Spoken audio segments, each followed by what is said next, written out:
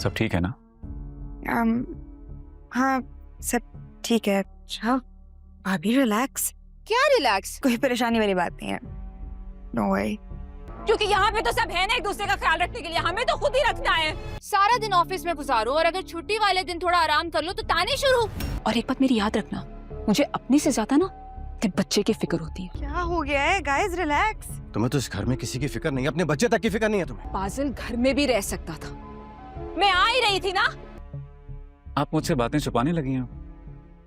रमशा की बीमारी में मामा उसको ले लेके घूम रही थी और तुम्हें अपना ब्यूटी पोस्ट से फुर्सत नहीं थी। मनाल एक बहुत बड़ी गलती कर रही है। वो ओसामा से कुछ ऐसी हकीकतें छुपा रही है जो आगे चलकर उनकी जिंदगी तबाह कर सकती हैं। उसे अंदाजा भी नहीं कि एक गलत फैसला उसके रिश्ते को खतरे में डाल सकता है। ओसामा काफी दिनों से महसूस कर रहा है कि मनाल पहले जैसी नहीं रही। वो बार बार उससे पूछता है कि आखिर बात क्या है, मगर मनाल हर बार खामोशी इख्तियार कर लेती है।